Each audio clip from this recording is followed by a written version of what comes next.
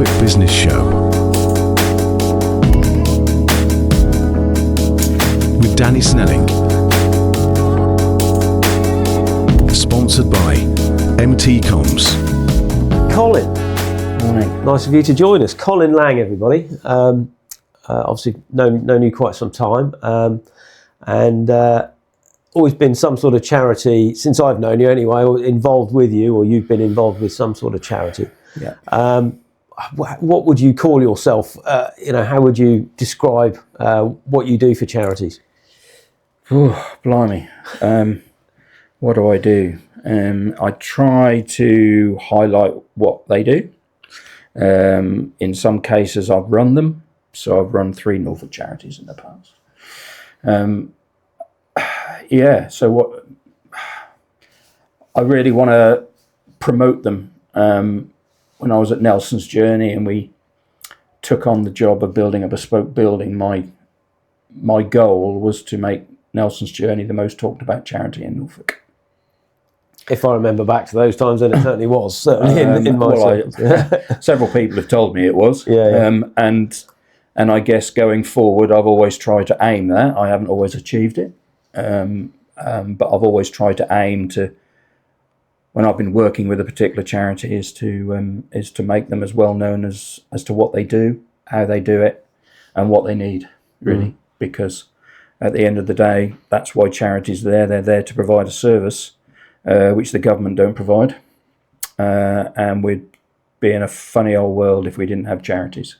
Looking back and going forward, even more so going forward, I think, with the current climate. So, that's my ultimate goal, to make that, to make them as visible as possible. Yeah.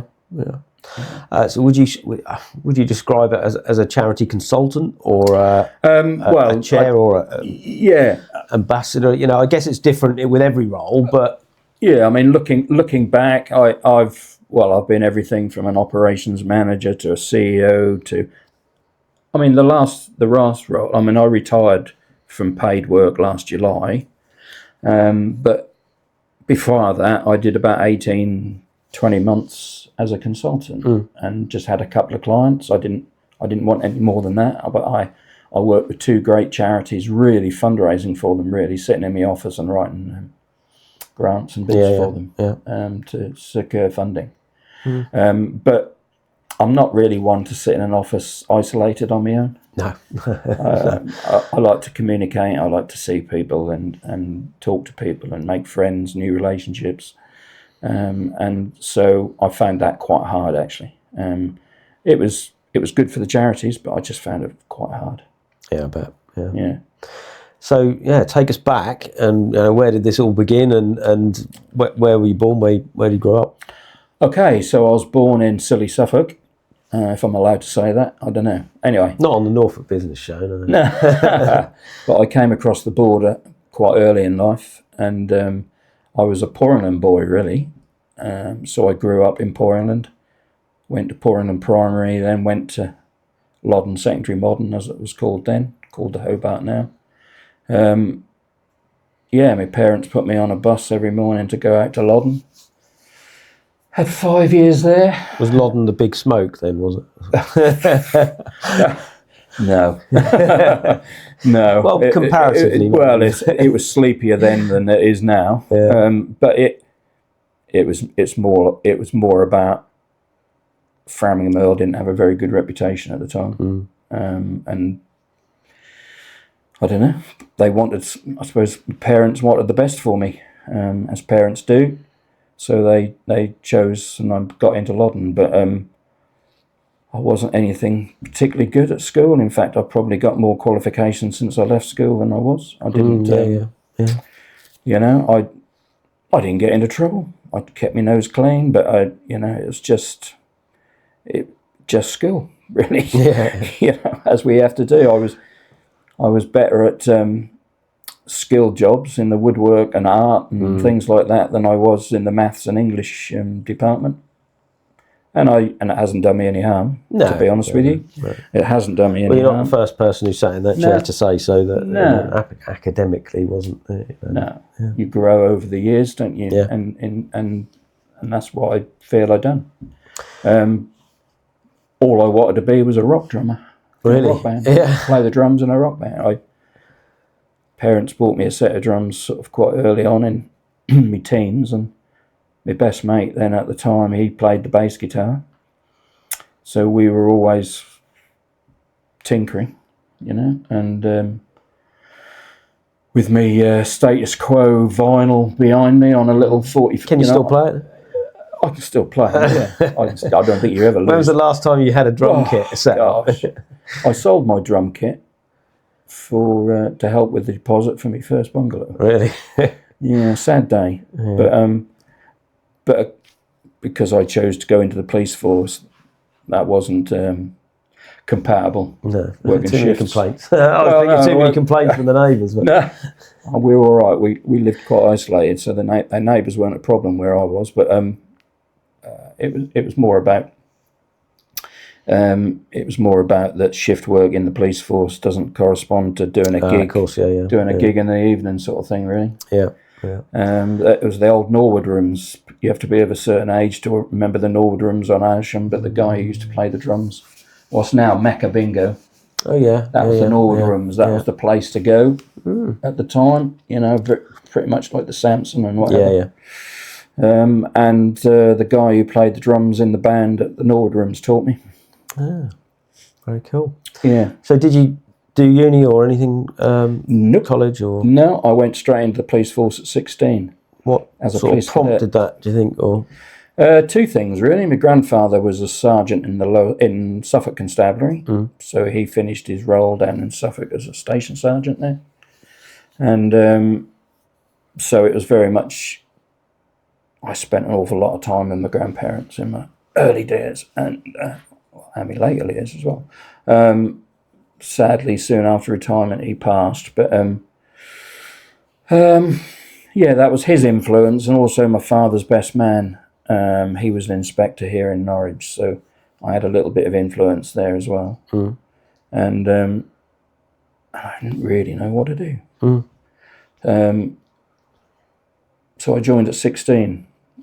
At those days, cadets got paid for working. That was I think I did about 2.5 years, I think.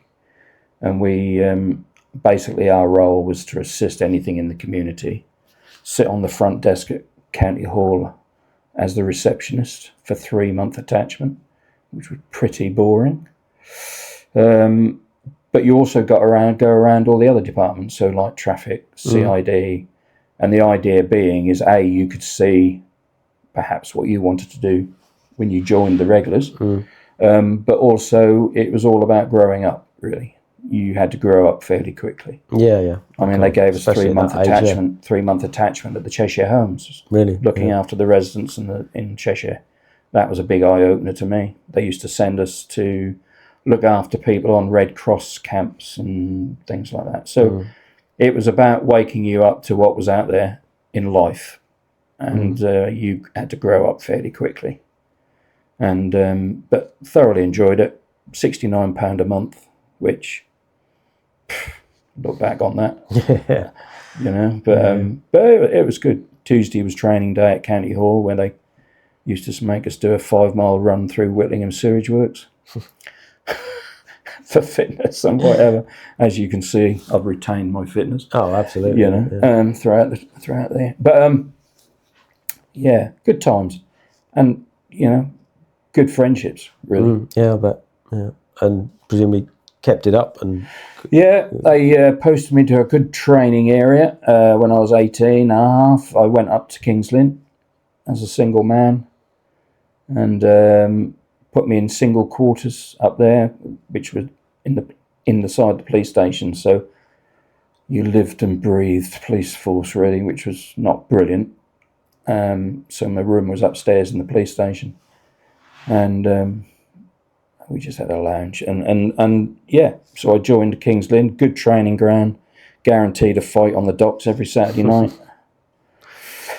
But again, you know, there was a lot of deprivation up there, as there is now, and it was a good training ground. You know, people, certain families, as there is now, which were always highlighted. But I spent But my goal, as you know, cars are pretty hot on in my.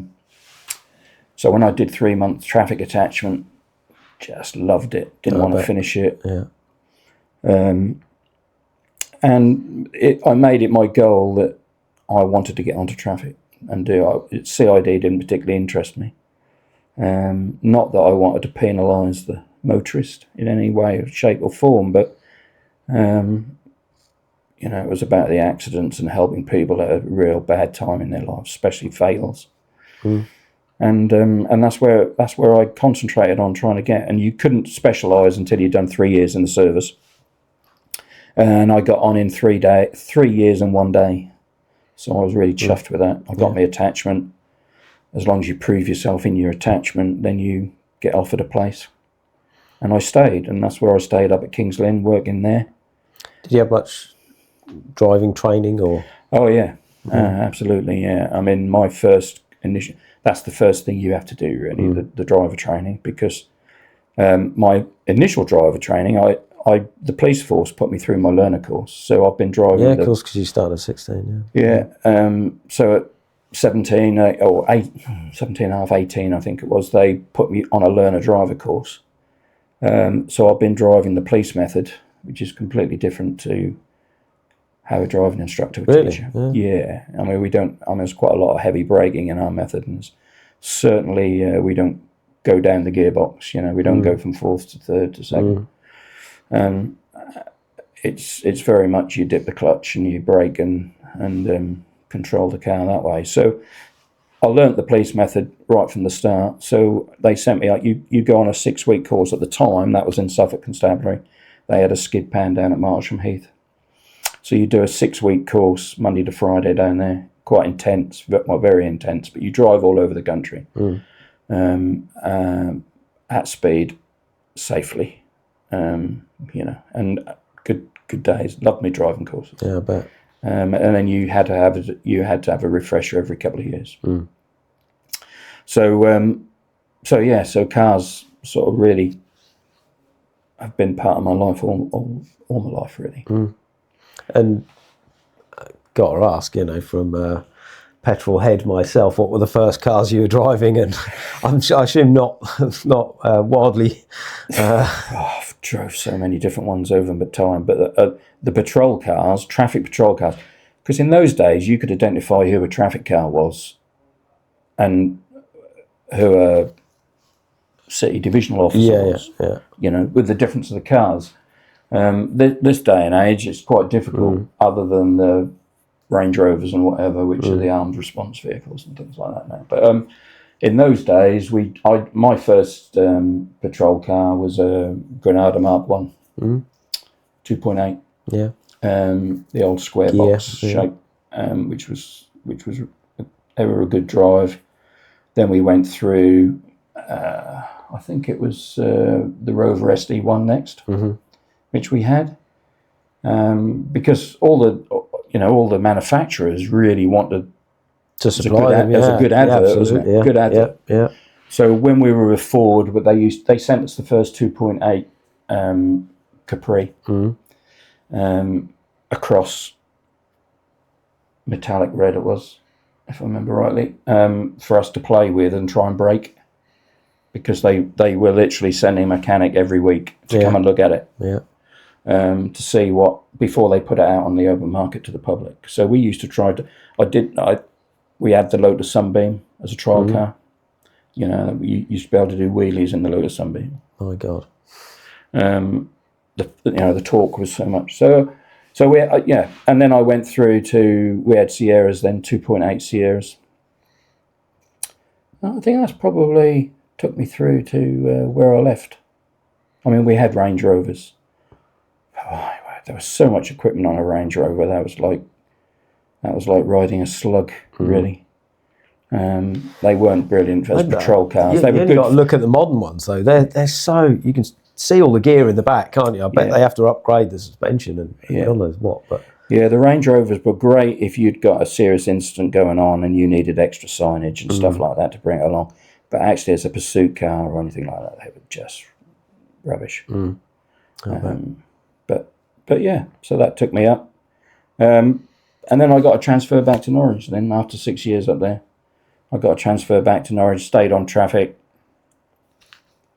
and went to Norwich Traffic here, and just pursued my career really. Trained up as a vehicle examiner.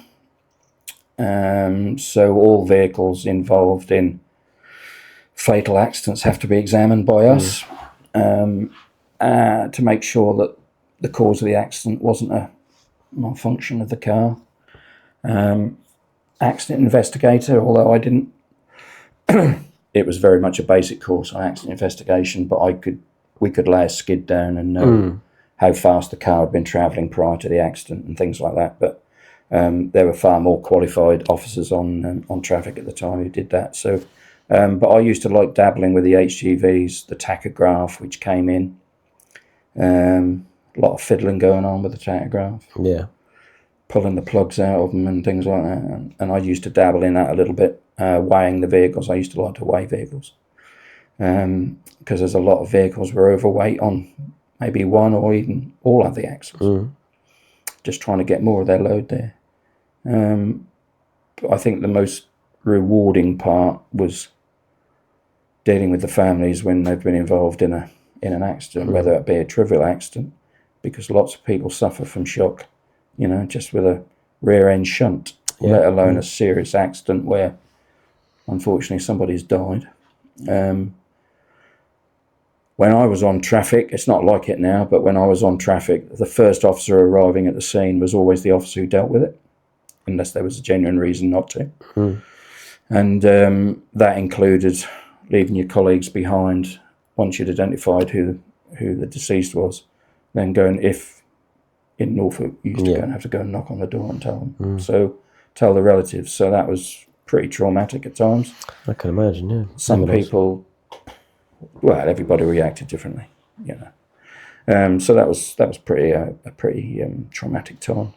But I just loved it. It was you had a permanent crew partner in them days. I mean, people will see these days that most police officers are driving around single crewed. And then when something happens on the NDR or whatever, they have to send 3 separate police cars to shut a lane off. Health and safety. We just used to get a tow rope out of the back of the car, hitch it up, and drag it off. Do you know what I mean? You can't do that these days. But yeah. So I did that for about 20 years of my service. I did a couple of administration roles in between. I did some time up at Bethel Street as a duty coordinator, which was good because I got to know virtually every officer in the force. Used to do football matches, when there was 50 of us down at the grounds, whereas now I think there's probably about 5 and something like that, even less, running riots at the back of the Barclay, putting the barriers up to prevent them getting to, truncheons out. Yeah, so I've seen some scenes, which fortunately we don't seem to have today, which is certainly in Norfolk anyway. Yeah. It's very well controlled. Don't have that now. So, good times though. I'm sure you got many a story or many a tale of. I'm sure we could sit here all day and talk about that. There's a few. Is there anything stand outish from that time? I don't know. Really good story. Be it car chase. I don't know. Oh well, yeah. I suppose car chases are. I mean, this day and I was involved. Actually, there used to be a program. I can't remember what it was, but the first videos they used to bring out, Norfolk offered to send this film company, and I was involved in. They showed my car chases in 2 of that, and they also showed a really scary incident where on the new A11, kids were playing dare across the dual carriageway in front of me, chasing a car at 100 mile an hour. This was dual A11. Yeah. So it must have been what? Yeah. Well, I remember when it first opened, I had this Sapphire Cosworth. Oh, right. And I got nicked at 120 something, 127 I think it was. Oh, right. I hope it wasn't me. No. I didn't know you then. I took 3 police cars to find me, to track me down. It was a company, and this was the first time these sort of films were going on telly. I mean, obviously, Police camera action, was it? I think that was police camera action. I think that was the first one. That was going for years, wasn't it? Yeah. So I've been on a couple of them, and that the kids playing Dare was when I was chasing a car. That was the one which stands out to me. There's probably a lot I can't tell you. Police force was different in those days. We used to have a bit of fun. We were allowed. I mean, I even had a complaint made against me once because I was laughing at a road accident with my colleague. You know, we were waiting for a breakdown, and someone made a complaint that they didn't think it was appropriate that I should be laughing at the scene of the accident. You know, it wasn't a fatal or anything. People see things in different ways. Yeah, but you know that was back then. Imagine what it'd be like now. You'd be drawn and quartered, wouldn't you? As I said, the police force today is a different beast. But different beast. I don't envy policemen now. I really don't. Some of the stuff they have I to put wouldn't up want to with. do it No. I'm certainly not fit enough to do it now anyway. But I wouldn't. So was it natural? You retire early in the police, don't you? I believe. I mean, I retired at 48, but I mean, I did a lot of work prior to. So I did. So you do 30 years to get your pension, and but the last 10 years of my service, I was seconded out. Just a chance meeting down Maplin Street, actually, with a colleague, and he said, "Did you know that so and so is off long-term sick?" And they're looking for someone to take his role for 3 months. And this was a schools officer post. And so I'd done 20 years in the job. And to be honest, I'd probably had enough of shift work. And, our shift on nights at the time was you used to go in at 7 in the morning, finish at 3, go home. And then your week of nights would start at 11 that night, the same day. Oh my goodness! They'd never do. I'm pretty confident they're not doing it these days because I couldn't. I used to try and sleep between 3 and 11, and that's impossible. I had a young family at the time; it was impossible. So you would then come back and start your week of 6 nights of 11 till 7, and that was just horrendous. So, So burnout, I don't know whether you'd call it burnout, but I was certainly tired, and I was just having a look around. Anyway, I went straight back and spoke to my boss, and whether he wanted to get rid of me, I don't know, but seemed to be fairly quickly I got off the post. And I ended up being a schools officer at Bethel Street, and primarily I worked in schools with disengaged young people, those who were on the verge of committing crime, those who already were committing crime. Especially around education, those who didn't want to be at school and things like that. So, still uniform or just no, non-uniform unless a specific role unless you required want to put the me to be in it.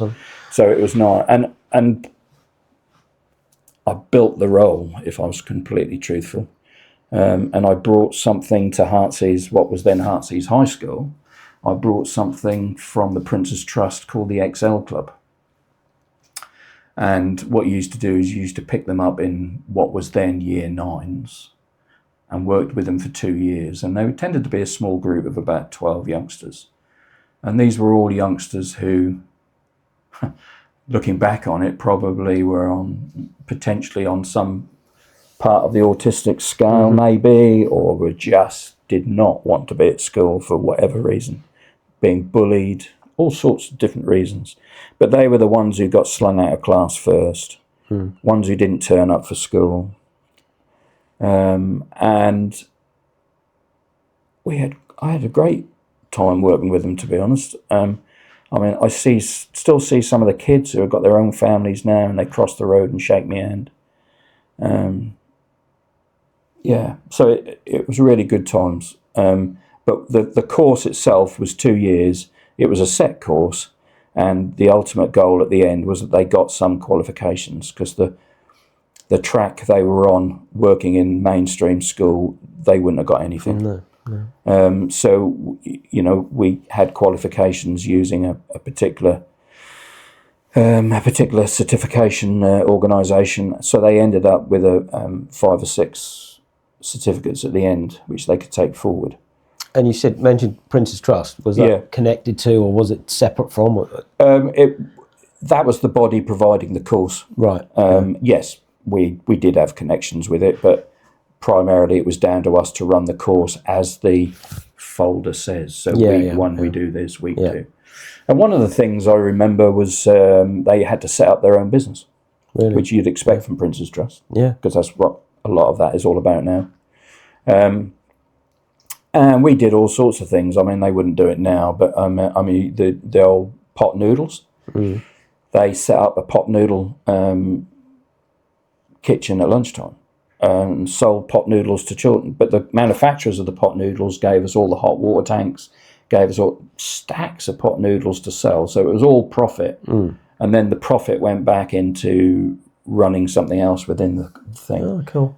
But they learned there was a chairman, there was a finance director, it was run just like a business, and they had to keep the paperwork. Yeah. So they had fun, and we used to go out and do sorts of things. But I think the biggest memory was the fact that at the time, Marsh Insurance was running a community competition, and the prize money was £10,000, holiday of a lifetime. So I asked them whether they'd like to enter the competition. Some were more enthusiastic than others, but by the time they finished, they were all enthusiastic.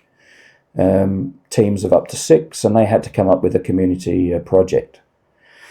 And the first one we did was called Silver Surfers. Quite a common name now, but it wasn't at the time. But we worked with the local old people's home on Heartsease Estate. So we had a couple of laptops donated to us, and what they would do is we would go out to the old people's home and bring 4 or 5 of them back to the school at the end of the day into the IT suite and teach them how to do emails.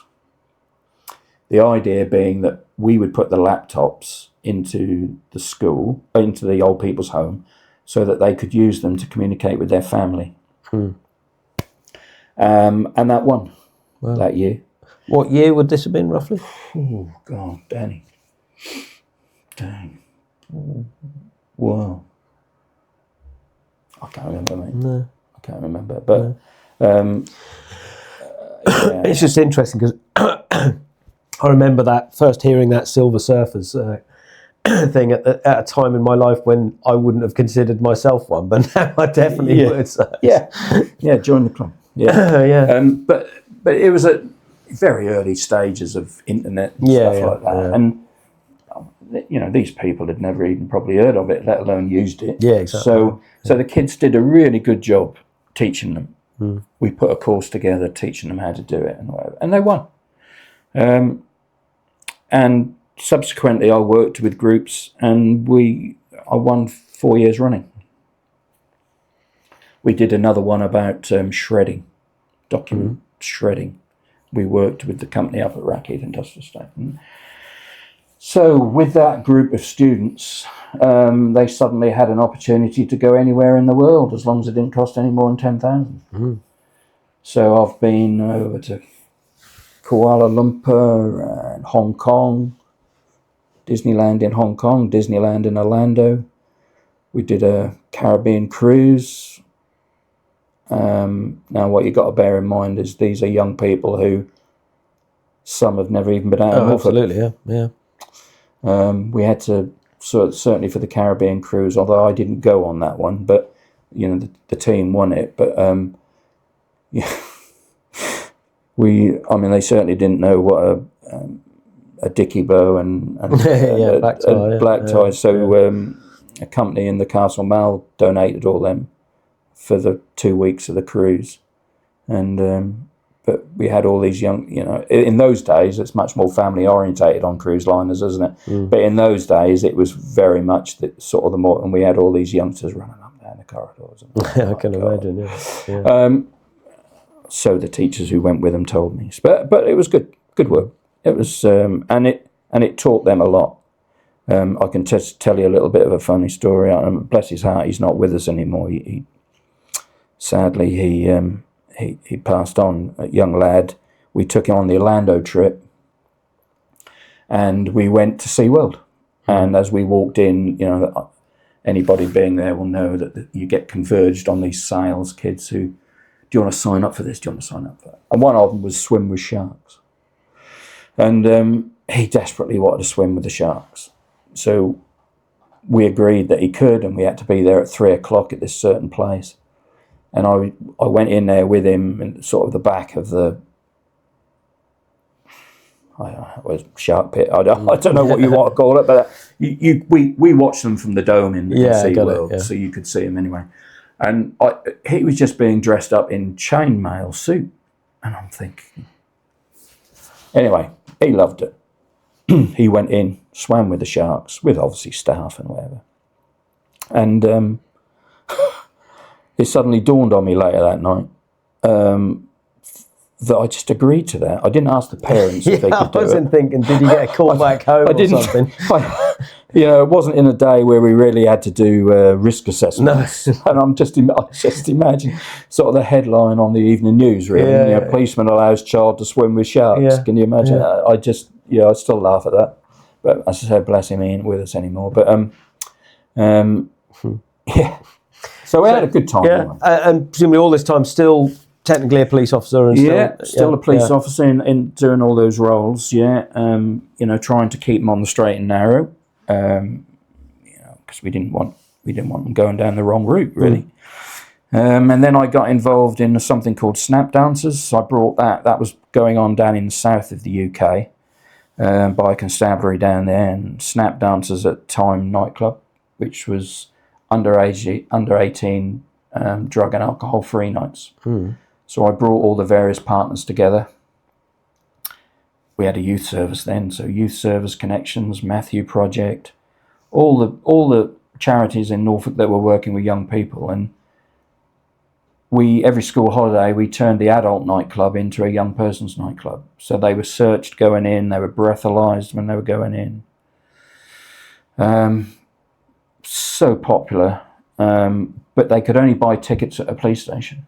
Oh, really? And to me, the reasoning behind that was that they had to go to a police station for a positive reason, rather than a negative reason. And on day one, as soon as the tickets went on sale, there was queues outside Bethel Street Police Station. People will remember this. We used to sell the tickets for $5 and whatever, and they were so popular. We had big.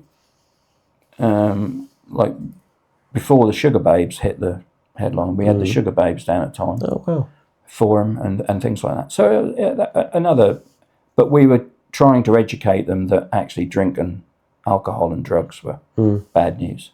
That was the ultimate goal for that. So that was that, and then from that's spurned the idea of having, because we could only have it in school holidays when Time, on a Wednesday night when Time nightclub was closed. I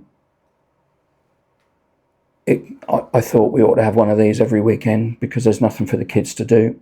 And anyway, that's when Open came to fruition, because the idea is, at the time, the local businessman who funded that, said, well, go and look for a building. This is really popular, go and look for a building. So we looked for a building purely to have a nightclub in, but Open grew from just being a nightclub to, as many people will know, there was everything in there really, dance studio, climbing wall, restaurant, cafe, recording studio.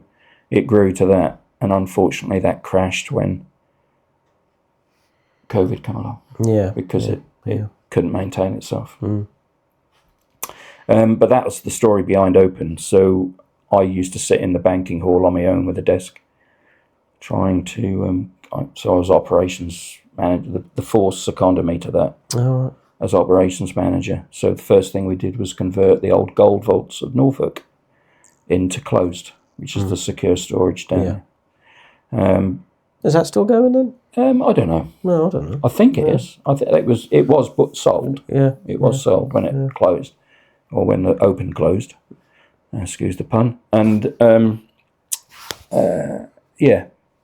so the idea being the money from closed came upstairs to help with the costs of open. Really. And then all of a sudden we lost 2 teenagers in quite quick succession in the river. Oh, really?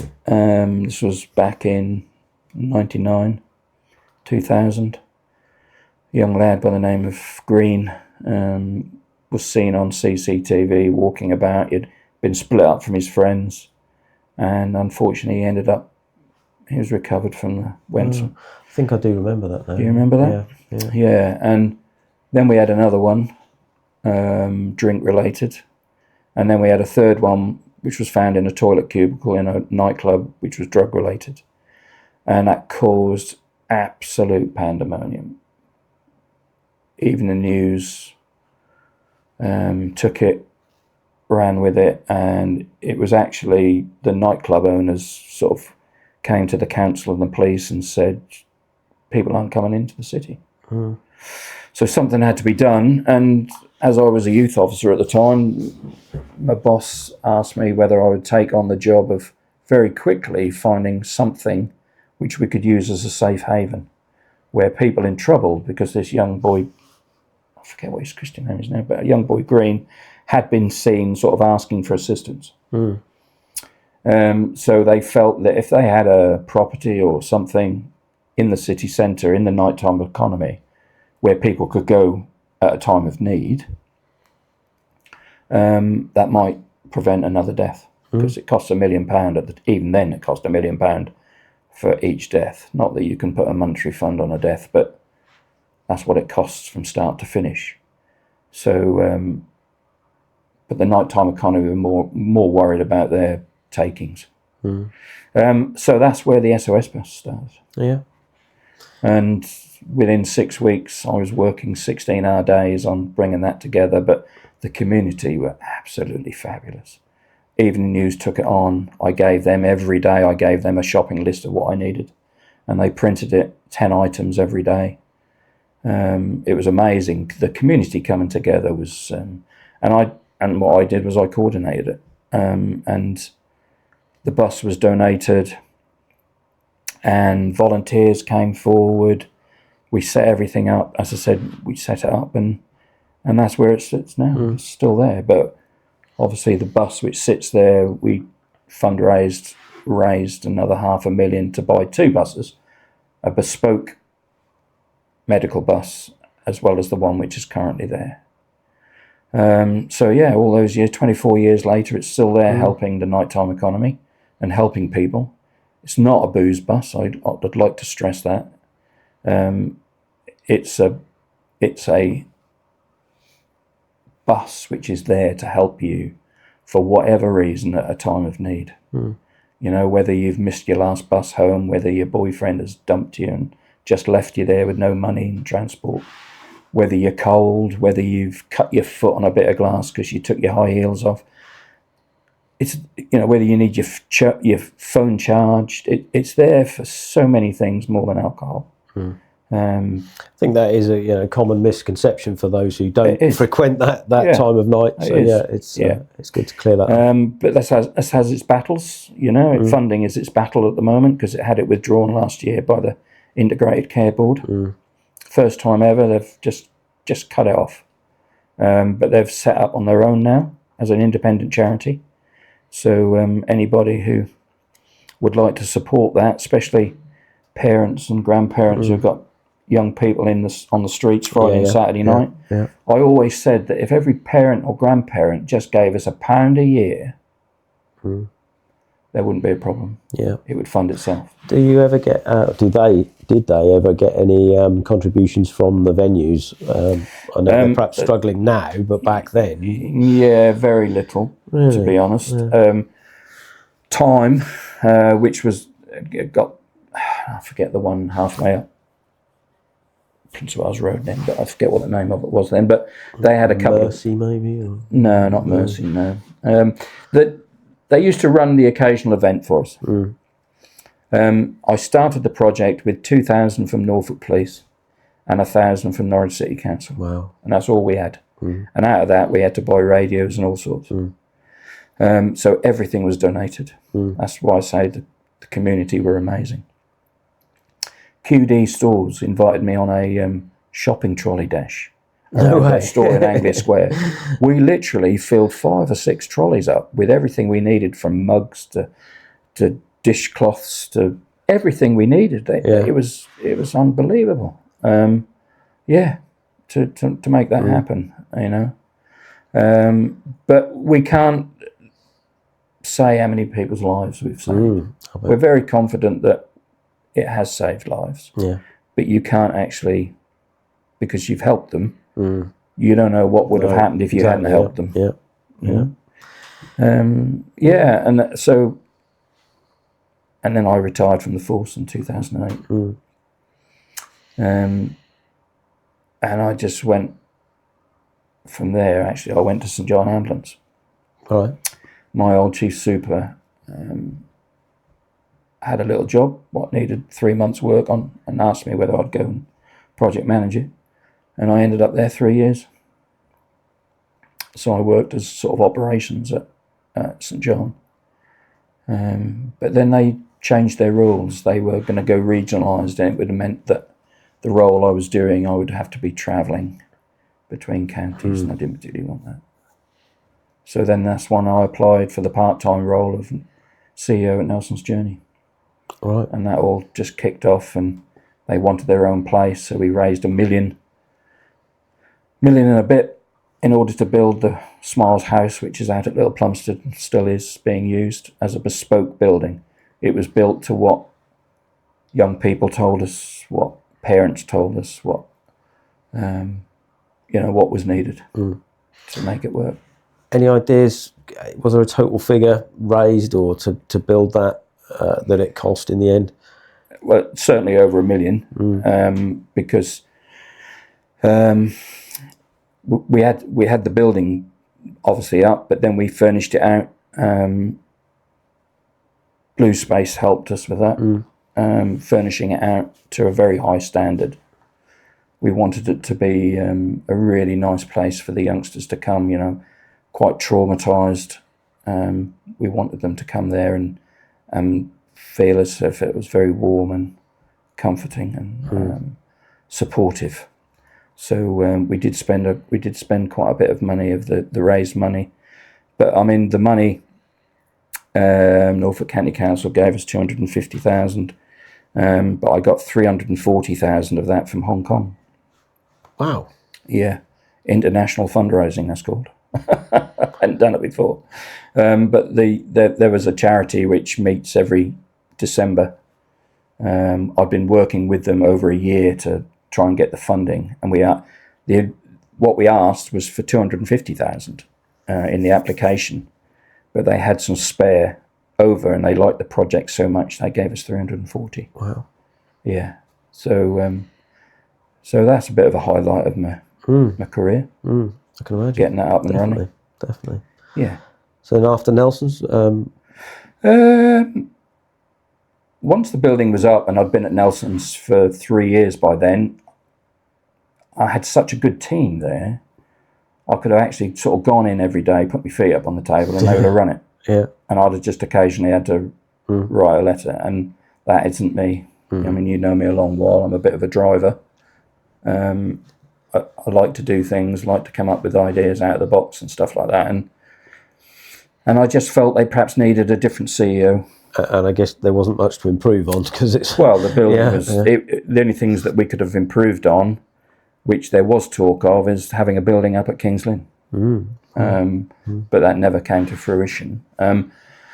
So I got approached and asked if I would take on or if I would be interested in applying for the role of CEO at NANSA. And cut a long story short, I went to NANSA. NANSA had been run by a lady who was lovely. She formed it and started it, and she'd been run it for 25 years. And it needed updating, all sorts. The building was in pretty poor health, and so that was going to be my next challenge. And I was really getting on with that. We were changing the brand. We were doing all sorts of things when suddenly the chair of trustees changed. And unfortunately, the person who came in, I just couldn't work with. I mean, you come across these individuals. Well, you're never going to get on with everyone, are you? No, I felt a bit micromanaged, and I just need to be left alone and get on with the job. And so, unfortunately, I only stayed there 9 months, which was a bit disappointing, because I had big visions for that place, including a complete overhaul of the buildings with a capital appeal. And from there, I didn't do anything then. I had a bit of a rest because since leaving the police force, Well, you were supposed to be retired. Yeah, I hadn't retired, and it was too young to retire at 48 anyway. I couldn't have possibly have done that. And so I didn't. I just had some time off, and then I got approached by Each, and Each at the time were looking to pull a team together because they were struggling to get the last few million in for the Nook. And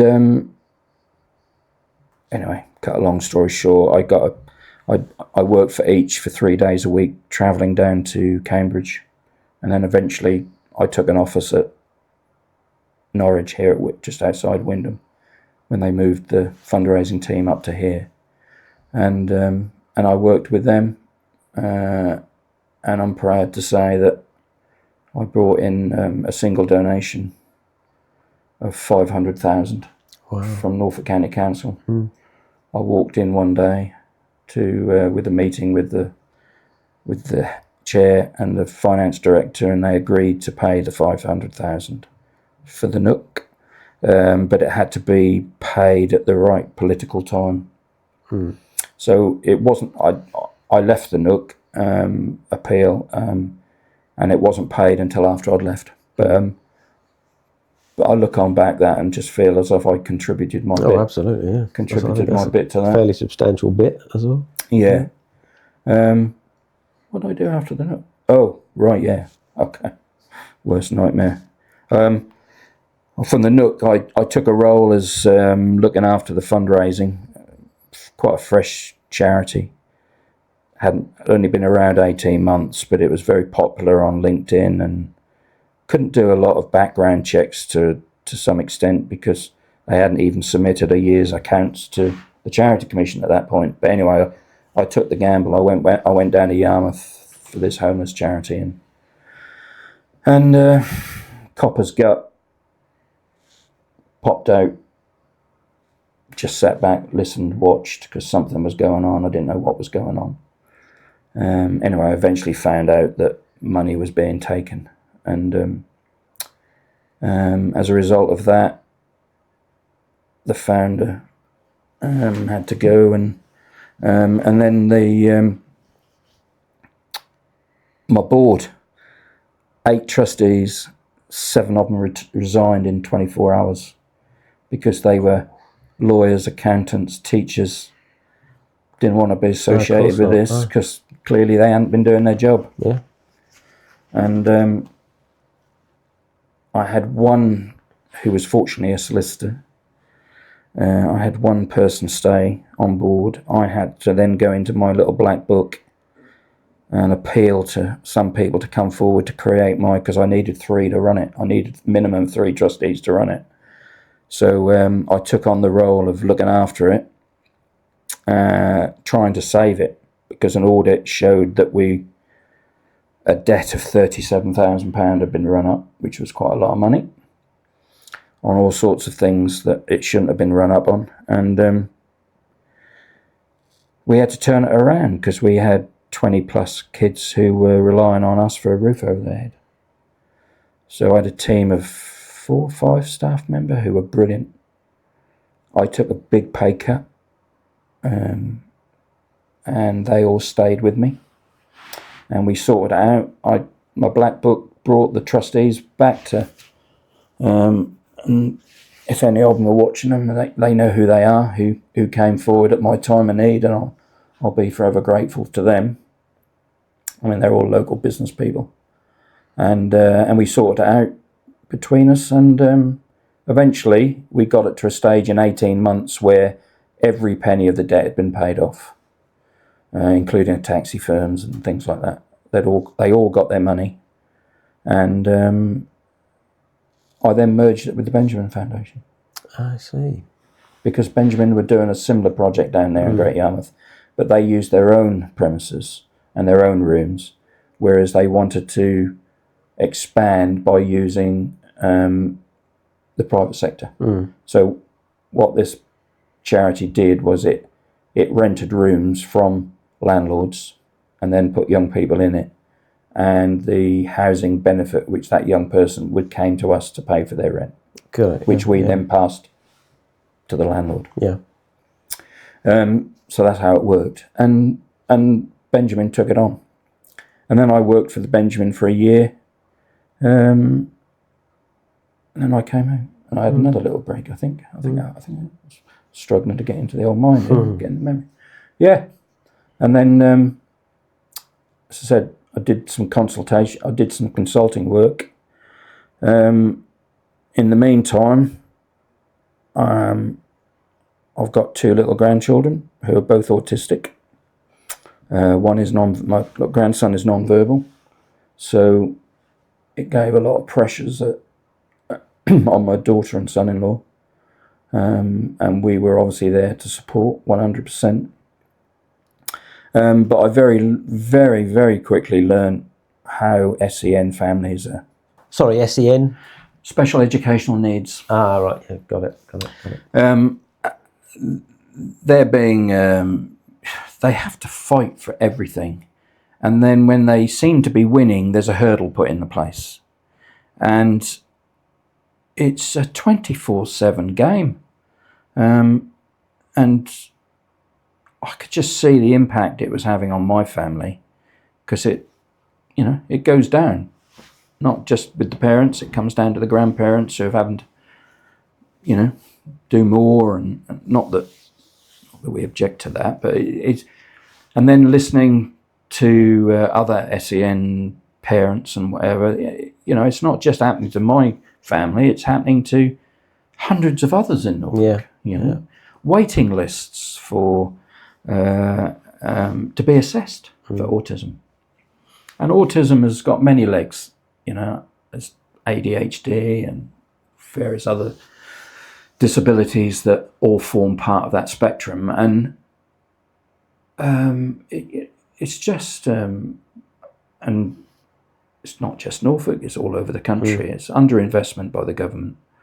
What's so, I don't know, amazing is the wrong word, but you've done all this amazing work for all these amazing charities, and now you actually find yourself in a position where you're needing help. You're on the other end of it. You're on the receiving end, or your family is. And it's not there. And it's not there. Yeah. It's not there, Danny. Yeah. No.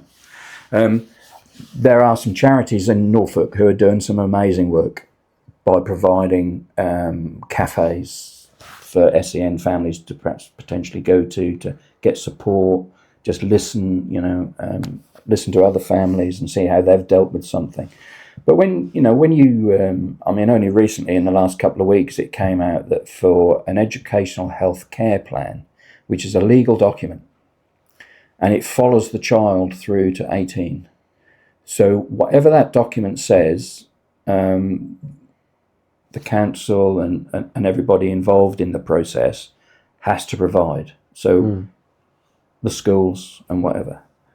And even that's not being done properly. And there's a waiting list for an EHCP. You can't buy an EHCP. Sorry, EHCP. EHCP, Educational Health Care Plan. Right. You can't buy one of those. You can buy an assessment to have your child diagnosed, and that will cost you anything between £2,500 and £3,000. Wow. Now, the trouble with SEN families, and obviously it doesn't apply to all, but the trouble is the demand put on those parents is such that probably both of them can't work. One has to be at home, either because the child can't cope with mainstream education, or just they can't get them through the door because of autism. And it's just in a mess. And as I'm constantly reminded by my 2 lads who are now coming up for mid-20s, you can't run a household with kids on one income these days. Well, no, the cost of, and even more so at the moment, with everything going up and whatever, you can't. And yes, they do get a little bit of support. So sort of short breaks money from Norfolk County Council, where you get given a card and you can use it to take your autistic child to a, I don't know, Raw, say, or Bewilderwood or something which is going to benefit the child. You can't take them on holiday with it. And I think that's about $2,500, but it doesn't compensate for a parent who's working full-time or part-time in order to bring in the money into the household. So they can't afford $2,500 to $3,000 to have a private diagnosis, which is why you hear sometimes, a child will go through a whole 5 years of school and they still haven't even been diagnosed. So the school won't, through budget restrictions, put in place what is needed for that child, whether it's one-to-one support or 1 in 5 support, or even 2 hours on their own with their support worker, just doing something quietly away from the rest. And it's a mess. It is really a mess, which is why I decided last April to bring some colleagues, friends together to form a trustee board, but also 2 of my current trustees I hadn't known before, and they came forward as a result of an appeal on LinkedIn. We formed Thrive Autism, and Thrive Autism going forward, our ultimate goal is in 5 years is to have an autism centre for Norfolk. It won't be a place where you bring your children and leave them for the day. It will be a place where you come as a family, with your siblings, and enjoy your time together, knowing that you won't be judged. Because the number of families including, my daughter has had it, where people have sort of said, "Can you control your child?" When you're sitting in a cafe, or the rolling of the eyes, or as if to say, "Why is your child misbehaving?" Well, they're not misbehaving; they're just wired different. That is them. And they're special, and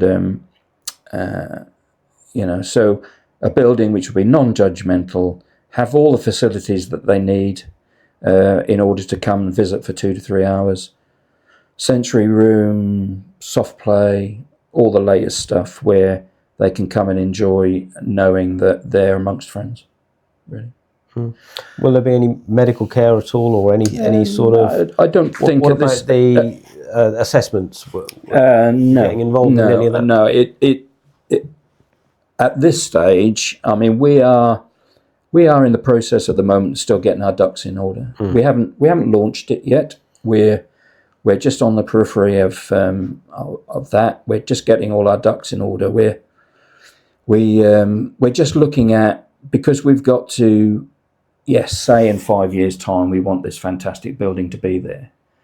But as a organisation, we've got to show charity value to get there. So, I don't know. Let's take a charity that's been running for several years. They've already got their own building, and then they decide that they want this super duper building. Well, that's fine, because they'll carry on their work, but in the background, they're raising money to build this building. Yeah. We're not in that situation. Got it. The situation we're in is that we've come together. This is what we want to do, and it's going to take us 5 years to do it. So what value are we going to give under our charity status for the next 4 years? And we've got to, on a yearly basis, we've got to tell the Charity Commission what we've done over that last 12 months to make our charity objectives. Yeah. So we're just looking at all sorts of things. Respite.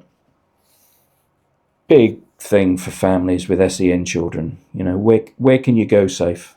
Where can you go where, one of the places certainly my family goes to is centre parks, which is great because the children love the water, and you're in a forest setting. if there's an issue, they can be pulled away and back to the cabin, and it works. It works. So we're just looking at ways of raising money potentially for giving families who can't afford it an opportunity to go away for a week. It could be a caravan down on the Norfolk coast. It could be a cabin somewhere in Norfolk. But just to give them that break that they have, knowing that they can have a change of scenery. So we're looking at that. We're looking at the moment. We're looking at holding events. Whether they be corporate events or family events. So we're looking at lots of things at the moment in order to fill this 4 years up. But ultimately, in the background of that 4 years, we will be heavily capital fundraising for this new building. So I'm going to do something a bit different on the show. I'm going to try, and while we're talking over the next few minutes, just put some images up of the new building, or the plans that you've got, some of the sponsors and donations you've got already. But tell me more about the building. Where is it? What is it going to be? Okay. I mean, things could change. I stress that. And actually, the photos you're going to put up are just first draft sketches of potentially, what we believe the building could look like. It doesn't necessarily mean. Myself and another trustee last week went up to Stoke-on-Trent, Newcastle upon Lyne. John Caldwell, the ex-Phones for You man, he's built an autism centre up there. An amazing building where all they do is they assess children and give them the diagnosis. Right. Lots of scope, and they've got lots of plans going forward. But having John Caldwell behind that, he actually paid for half of the building, which was 19 million. Wow. I would love John Caldwell to come down here and build a John Caldwell Centre. Or if there's another wealthy entrepreneur who wants to donate their wealth listening to this podcast, then please get in contact with us, because we'll work with you, and you can call it your name and you can be part of it. And but we went up there and they've been brilliant. They have given us all the research they did, all about soundproofing, colours. All the buildings and most of the rooms are circular because their study proved that autistic children don't like the fact that if they come across it, they don't like surprise appearing from behind a corner. So they're all around. Wow. So they can constantly see what's around the corner. Little things like that, but colours and lights and things like that have different effects on different people. So we had a great trip up there to bring it back. But as I said, what we've got at the moment is first draft. We've, subject to planning, we've been donated 2.9 acres of land out near Poringland for £1. Going to buy it for £1. But as I said, that is subject to planning. That's what we want to do. We want to put that building up there. If that doesn't work, well, we've thought of other things as well. We have a building that's already up there and we refurbish it and bring it to what we want, bespoke it to what we need. We did a survey early in the just before Christmas, and we put it out through another autistic charity who've got good communication links with the world of autism. So we did a survey, got a good reply back as to asking people what they wanted in this building. We've audited that survey, and we believe now that it's not just 6 people around a table deciding what's in there. Exactly. Yeah. People who actually want to use the service have commented on it now, including clinicians. So we believe we know what we want. I mean, at the moment, the figure is about 7 million to build this. John Caldwell's cost 19 million. And presumably before the hike in building construction, absolutely. the pandemic. Theirs was finished 5 years ago. And ours is obviously much smaller, but we believe it will assist with it will assist with what it needs to do. Yeah. So what do you still need help with? I know, you've got lots of people sort of chomping at the bit to try and help in some way or another. I know we've sort of pledged to do whatever we can really in terms of IT and comms, but cabling. But it just, what do you still need? There's going to be tons, I know, but is there any specific person other than an ex Phones for You seller? But, if this strikes a chord with any of our listeners, please do get in touch if you can help in any way. But specifics, is there anything specifics? I know at the moment we need volunteers because volunteers are going to be crucial in raising the profile, attending events for us, doing presentations at networks. I mean, I will do a lot of this, and I'm sure my other trustees will as well. We've already prepared a presentation to take to like breakfast, BNI and network. I'll certainly breakfast. Get you in lunch club as and when you're ready. In order to explain why and whatever. But at the moment, we Ingleton would have very kindly come forward and offered us assistance regarding the architect side of things, and various other. So We Are Doodlebug has come forward and offered to do our website for us, and so there are lots of things people could help with us. Digital marketing would be a good one, which we will desperately need in order to get that message out there as to what we want to do. As I say, we don't want to suddenly leap out there. We're doing this very softly, very quietly at the moment, but we will have the Maid's Head Hotel have come on board. Very kindly there, Joe at the Maid's Head is off. The staff have selected us as Charity of the Year, and where that comes in great is it offers us the venue. Absolutely. And the venue will be used for our launch. So we will do invitations to people who we need there to listen to what we're trying to do. But at the moment, I'd love to put a list of volunteers together who could just give a couple of hours a month to help us move forward. Because we can't do it all on our own. It's got to be, and if you've got autism in the family, or directly or indirectly, or there's a business out there who just wants to support us, we, as far as I'm aware, we've just finished the Priscilla Bacon capital appeal. We've had the Nook, and as far as I'm aware, that we will be the only capital appeal going. My ultimate goal is to make Thrive Autism the most talked about charity in Norfolk. That will be my goal again, and I hope that will work. I know times are different to when I did it last time.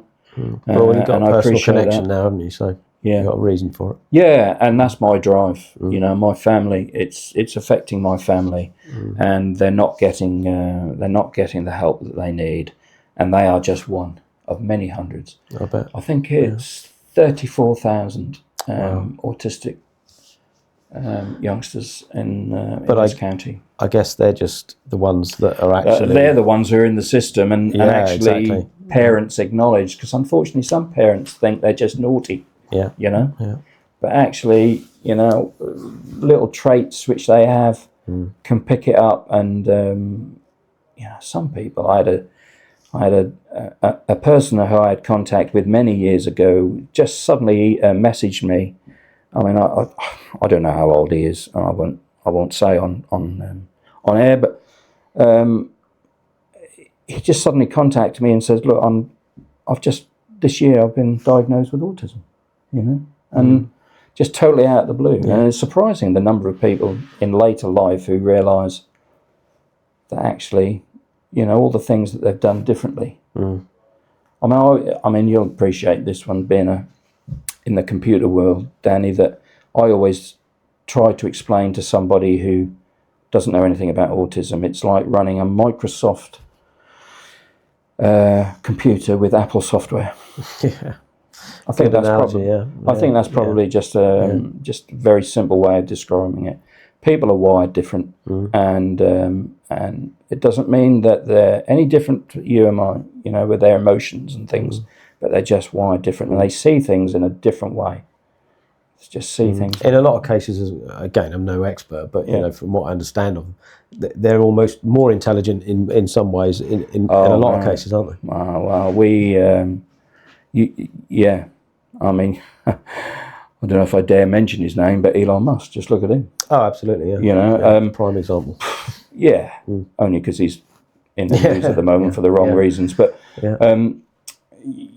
are very clever, intelligent, and you know, I will just touch on that. One of the things that we really want to do out in this this new premises is about employment for the neurodivergent as well, because you know, the last figure I saw, that there's about 42% of neurodivergent people who are not in employment. Really? And with the government sitting there saying they want to, you know, get people back in employment and off benefits, then this is the opportunity. You know, if one of our Norfolk MPs are listening to this, then this is the time to talk to me. And you know, the Conservative government offered 1.6 billion to change all this, and they aren't really talking about it at the moment. No. So, so that world, you know, this world needs that support to get them back into employment. I mean, we really want to employ as many autistic or neurodivergent people in that building as we can. I wonder if you can somehow, once the charities the most talked about, is almost encourage the businesses to take on. I would love to do that. Some way of maybe starting up your own recruitment agency that's connected with it. But that would be Autistic brilliant. World or whatever. Because I know I've met many people over the years who are just fantastic, not just workers but businessmen who you know have told me they're autistic, and you can see that in the way they work. But they're fabulous. They're amazing at what they do. They're making amazing employees. Yeah, I'm sure. Yeah, you heard it here first. So Thrive Recruitment. Thrive Recruitment. I'll go and register the email address. One thing I'm conscious we've skipped over is the MBE. You know, when did that come along? Why did that come along? Because I've never actually asked you the story. So okay. A letter from the Chancellor's office dropped through my door one day to tell me that I've been put forward, and if it was offered by the Queen, because that's what the process, it comes to me first to say, would I accept it if it was offered? Then it carries on its journey. And why wouldn't you accept it? No, I mean, it's a huge honour to accept that. And I don't do anything what I've done in my career with a view of trying to get that, you know, that big surprise. And so and once I researched it a bit, I found out that I think it's 12 people who have to put a statement in to say why you should get it. Right. So 12 individuals. So, you know, they obviously did that process, and I was offered it, and great, absolutely. And when was this? What was 2008? I got that the year I retired. So right, so it would have been mainly for the school work, and the well, I guess it would have been it. Well, it read for services to the police and for the young people of Norwich. That's what the citation read. And so I retired in February 2008, and I went down to the Palace in November 2008 to get it. So. Maybe I don't know if this is the case, but maybe that spurred you on to then do all the rest. Just having that recognition, either subconsciously or not, must have spurred you on to do all these other. I forget. I don't normally sign my letters off MBE. To be honest with you, I don't. Well, I've got to admit, I've known you for years before realising that the MBE was there. So I don't think. I don't know. I don't know whether it spurred me on. I'd have probably maybe give you some kudos to do well at these things. So ensured that I'd done But you know, as I said to you, I officially retired from paid work last July, and here I am doing a 5-day-a-week job now at the moment. Probably us creeping into 6 days a week at the moment, this Thrive. And it's only going to get more, so which is why I need me volunteers to help us really to make this happen. Yeah. And but I mean, it was an amazing opportunity. We had a couple of days down in London, and the lovely bit is that the Queen gave me mine, bless her heart, and she knew exactly why she was giving it to me. We stood talking for a little while. The nice thing is that there's hidden cameras all in Buckingham Palace there, which you can't see, and they ask you what your relatives are wearing. And actually you end up, I mean, you have to buy it. It's a cash cow for them. Really? By the VHS? Well, I got it in DVD. Oh, DVD by then. DVD, yeah. But they actually, you end up with a 30-minute video of the day going in, because you go into that big courtyard, you go up, you know, where they do all the visits and whatever from around the world, and the red staircase upstairs, and that's lined with beefeaters and horse guard soldiers. Wow. It's an amazing thing. And you go up, and it depends on what you're being given on the day as to which room you go into. So MBEs and go in on this one, and sirs go into this room. Right. And whatever. We had tea, coffee, and orange juice. I don't know what the sirs got. Yeah, and then you just get taken into the ballroom where all your family is sitting there. But they produce this video for you, which just shows you and your family celebrating the day. Yeah. You know, brilliant. Which is nice. But if you ask my family, all they'll say is they wish they'd turned the heating on in the ballroom. But yeah, amazing, absolutely amazing, lovely day, and something obviously we'll never forget. No, quite rightly. Yeah. And it's good when you're writing a complaint letter. Oh, absolutely, yeah. Yeah. Well, Colin, absolutely fascinating journey. I think just a second reach out to our listeners if there's anything any of you can do to help. Really get on board with this, because I'm sure by this time next year it really will be the most talked about charity in Norfolk, certainly. And as many of my business contacts will know, the benefit to businesses of being connected to a charity. Let's not beat around the bush. Yeah, the opportunities are there. So do please get in touch. Colin, thank you, mate. It's been really fascinating stuff. Yeah. Okay. Thanks very much. Thank you. The Norfolk Business Show with Danny Snelling. Sponsored by MT Comms.